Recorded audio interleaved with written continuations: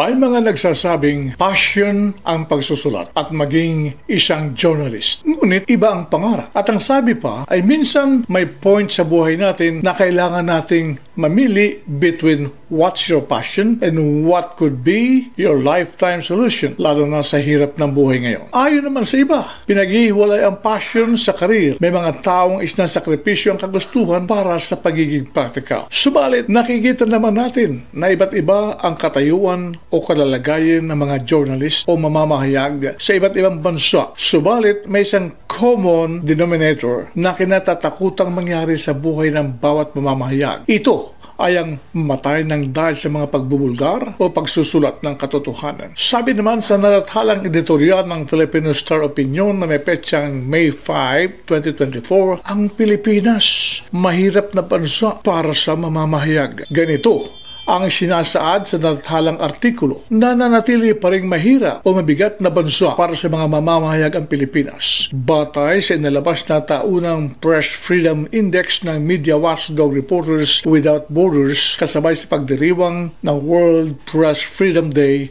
noong nakaraang Sabado. Ang World Press Freedom Day ay ginunita tuwing Mayo 4 bawat taon. Layunin ng Press Freedom Index na ikumpara ang level of freedom na natatamasa ng mga journalist at media workers sa 118 bansa sa buong mundo. Ngayong 2024, pumasok sa ika-134 ang Pilipinas sa pagsusuring ginawa ng organisasyon. Mas mababa ang ranking ng Pilipinas ngayong 2024 kumpara sa ranking noong 2023 na nasa 132 na pwesto. Ginawa ang ranking sa pamamagitan ng mga indicator na kinabibilangan ng impluwensya ng politika, ekonomiya at seguridad para sa mga journalist. Ngayong taon, nakakuha ang Pilipinas ng 43.36 na global score sa nasabing index.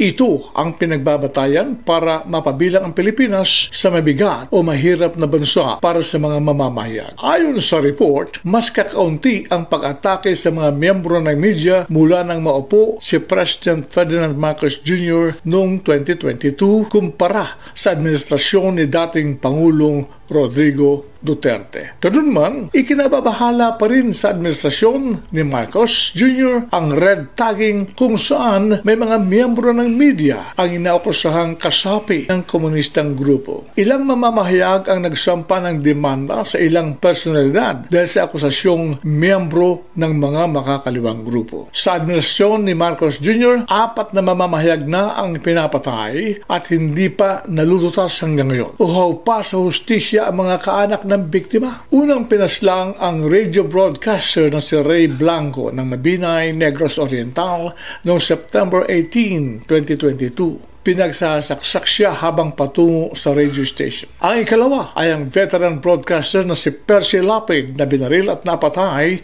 noong October 3, 2022 sa BF Resort Village sa Talon dos Las Piñas. Ang ikatlo ay ang broadcaster commentator na si Crescenciano Bundukin ng Barangay San Isabel, Calapan City, Oriental, Mindoro na pinagbabaril sa harap ng kanyang sari-sari store noong May 31, 2023. Ikaapat si Juan Humalon, isang broadcaster sa Calamba, Misamis Occidental na binaril noong November 5, 2023 habang nagla-live broadcast.